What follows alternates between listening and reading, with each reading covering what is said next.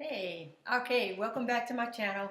I want to talk about four things today, and one of them is I was asked a question a few days ago asking me how should a person begin their fast. The lady was wanting to begin a journey of fasting, and so I'm going to address that, and I want to address breaking my intermittent fast that I'm on right now.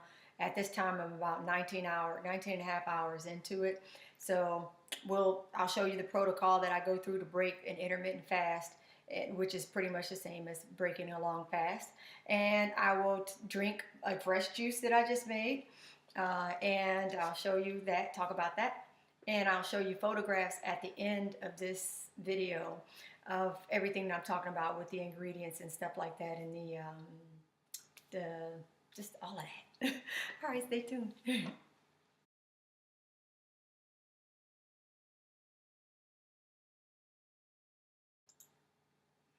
Okay, well, I'm going to break my fast. I've been on it for 19 and a half hours, um, dry fasted.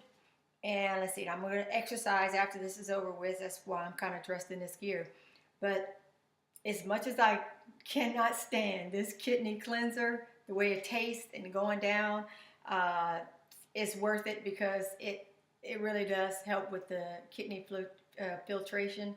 And but what I see more commonly is how it helps with cleaning out my colon. So I'm just gonna suck it up. And I thought about it. I said, Steph, why are you torturing yourself on camera drinking this stuff?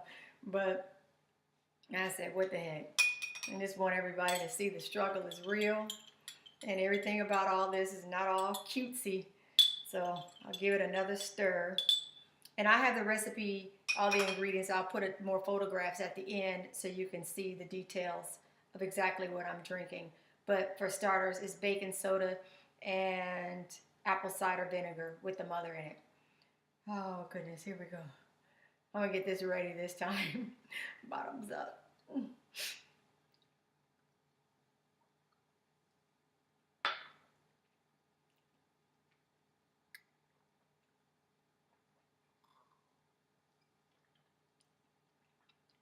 I didn't do it in a bar. It went down a little better this time. That's why I don't drink alcohol. Alcohol does me the same way. See those goosebumps? You see them? See them right there? Ugh, that's what happens when I drink alcohol. Well, 1,000 years ago, I don't drink. But anywho, okay, so I got that down. I chased it today with some grapefruit juice that I had juiced and lemon juice, and that taste pretty well in my mouth. It kills it really fast, and it's a good cleanser too. Sorry, it makes you kind of feel weird. And while we're kind of chatting, this is another drink that I'll have, and it's a lot of fiber in it, vitamin C. I'm going to put some whole husk, psyllium husk, excuse me for that noise, and then this is a tablespoon of it. So I'll be stirring this and let it kind of sit up just for a minute. It's really supposed to drink it pretty much right away. So just for a moment. And what's in there is the psyllium husk, chia seeds. Again, I'll have a photograph of this when at the end you'll see it. So this is the psyllium husk. I have the MCT oil, and sometimes I'll use, XCT oil. I'll mix it up, and these other drops of these having a dumb attack minerals, so I'll put these in as well. So that's what's in this drink right here, and I'm going to go ahead and drink it down. And you're supposed to really drink this with 8 ounces of a juice or water, but I don't want to drag it out. The chia seeds have been sitting in here probably well over an hour. Really don't need that much time, but you shouldn't drink or make a habit of eating dry chia seeds without at least loads of water to go with it, because chia seeds will absorb 10 times of their weight in each little seed. So you want it to absorb it in an outside liquid source before it gets into your body, because it will dehydrate you. They'll get stuck up in your colon. They'll make you really constipated. They do me anyway. That and flax seeds will do me that way too if I'm not really hydrated. So I'm gonna go ahead and get this in, get this over with.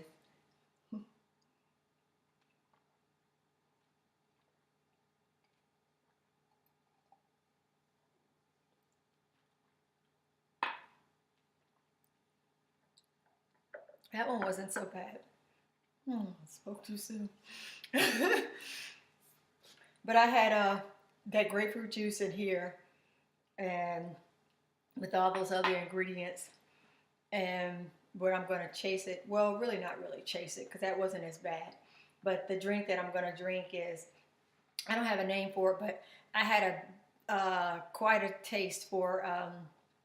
Well, I really wanted some beet juice, some beets. So I needed to use the leaves. There's more nutritional value in the leaves than there are even in the beet itself.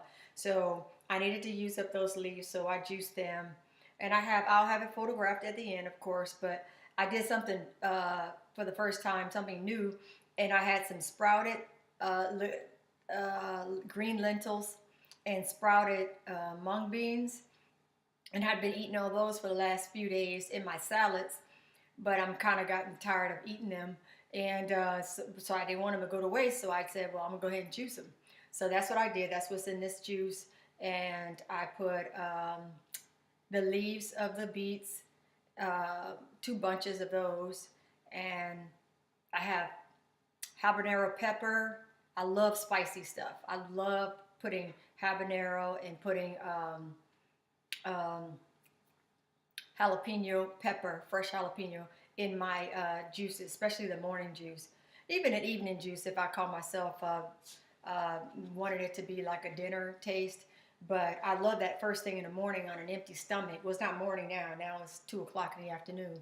But I love it first thing after fasting, because it helps with flushing and cleansing, and getting those parasites, getting them bad boys out of there, pissing them off.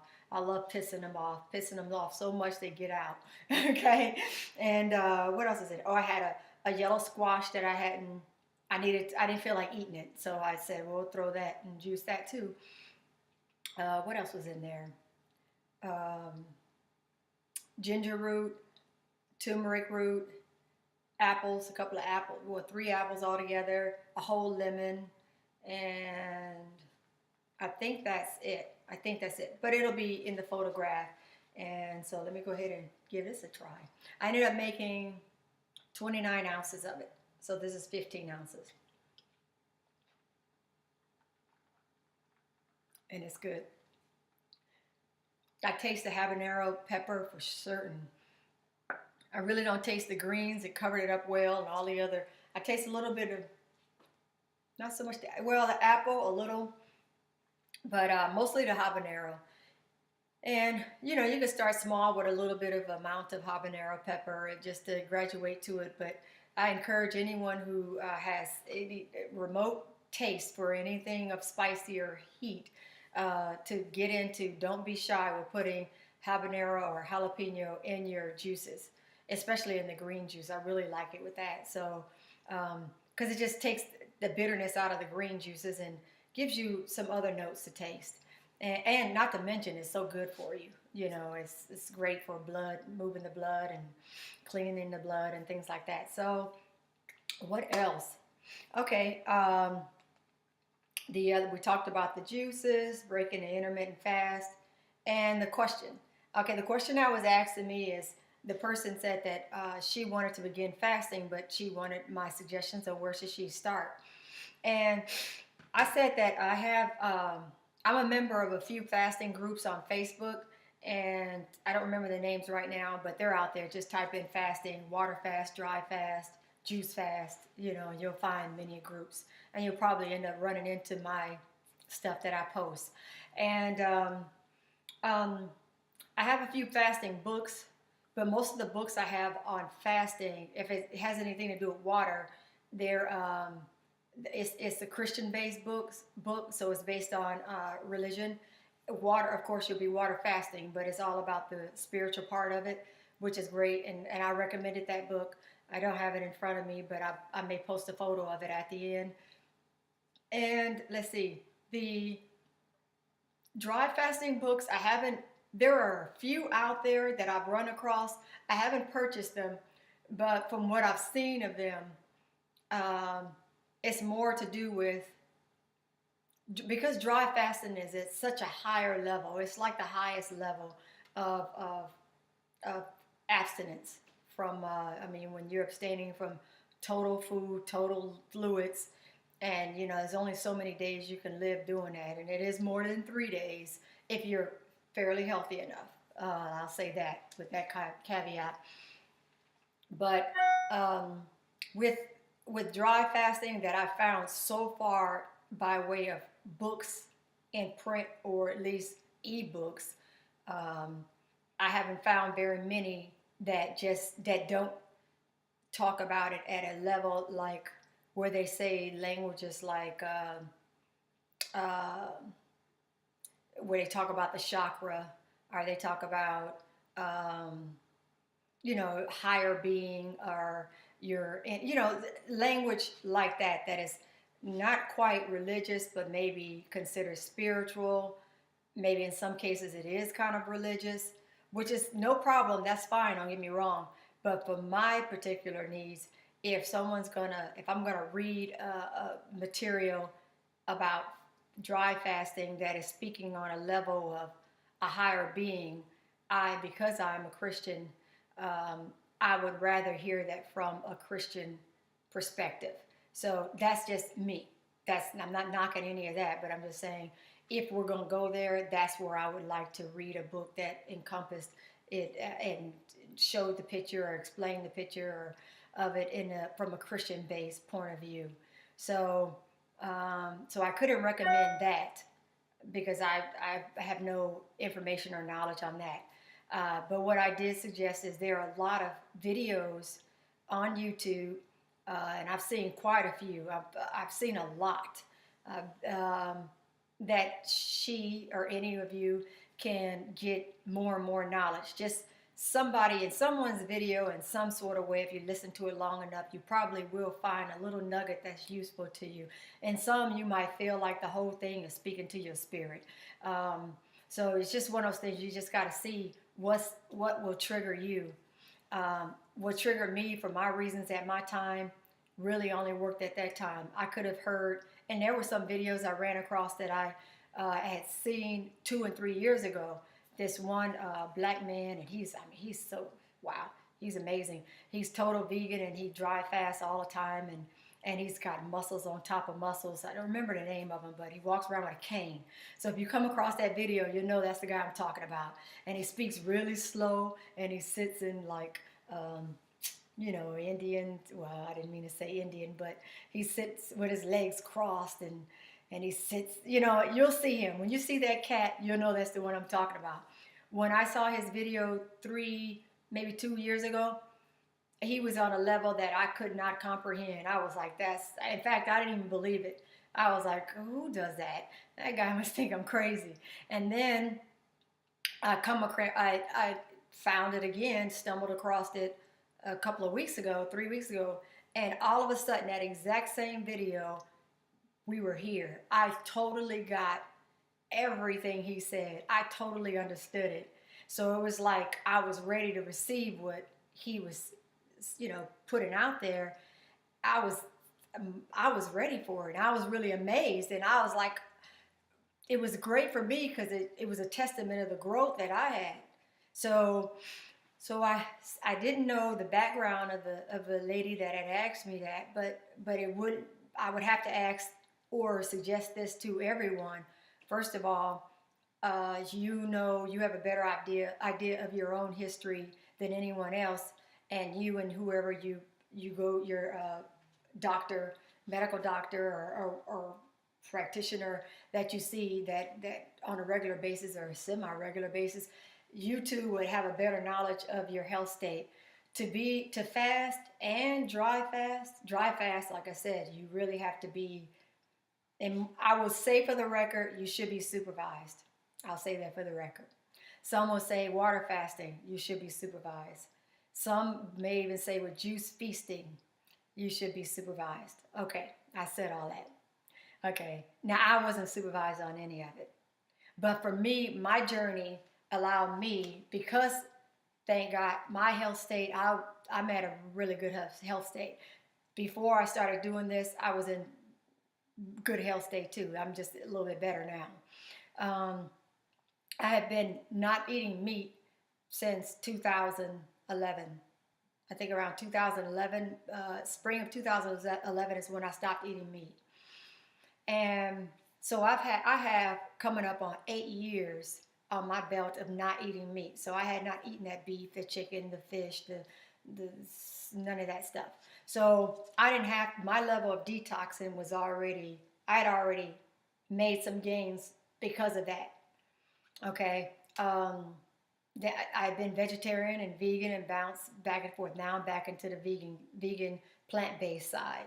So, and even a lot of high raw again.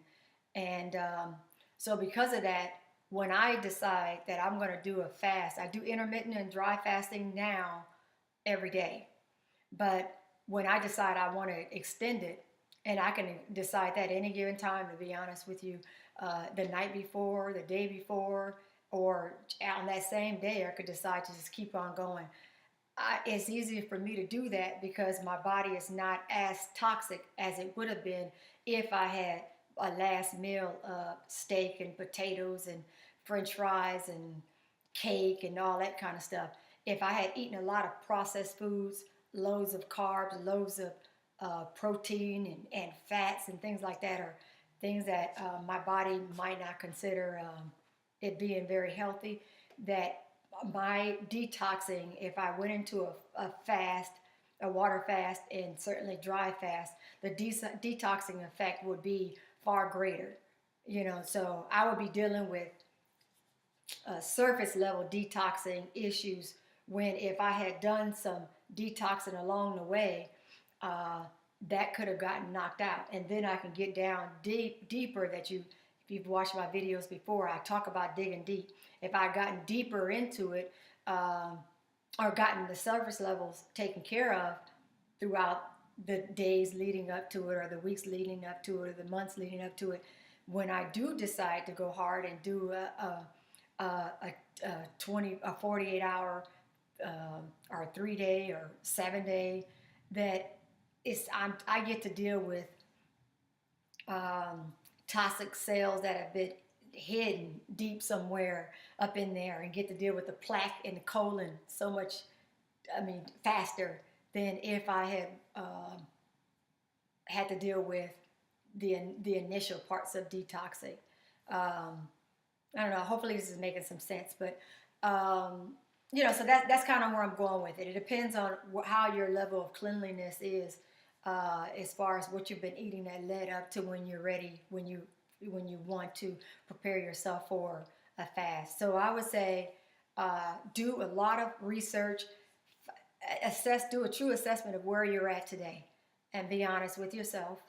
And if you do a diary, I hate doing that kind of stuff because I hate writing a lot of stuff down, but it works.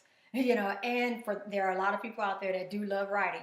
So make a diary of what you've been eating, if that's what you need to do to make your honest assessment of where you're at, and then see what needs to be chopped off from there.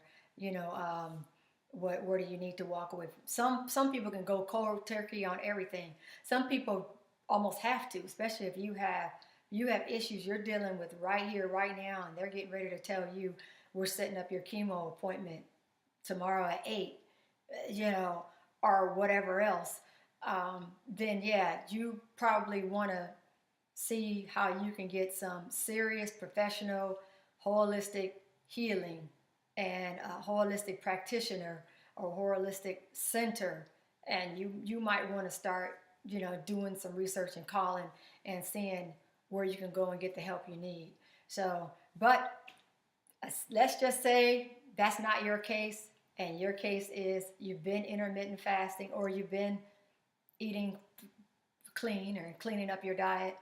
I say intermittent fasting, almost anybody can do that. especially intermittent water fasting. So first step is your last meal, whatever you ate. I don't know, the last thing you drank, last thing you ate, to make it today, and say, okay, today is 5:35, 6:70, 6:47, whatever time it is, and you say, you know what, I'm good. I'm topped off. I don't want to drink anything. I don't want to eat anything. And then hope, at that point, start your timer. And then shut it down. Don't have any food next to your bed on your nightstand like I used to. I used to be a night eater, all that stuff. None of that. And just say, okay, even if 8 hours is a big deal to you and that's the longest you've gone without eating any food, then give yourself 9 hours. Give yourself 9 hours to eat nothing, drink nothing. And then after you wake up, you look at some point, you're like 9 hours has passed. If you feel like you just have to drink something, then fine, go ahead and do it. If you don't, and you say, you know what, I just woke up an hour ago. I have to get ready for work. I don't need to drink anything right now. I can at least wait till I'm in the car. That might buy you another hour, hour and a half. And next thing you know, you looked up, you've gone 12 hours, 13 hours, and you're like, this is pretty good.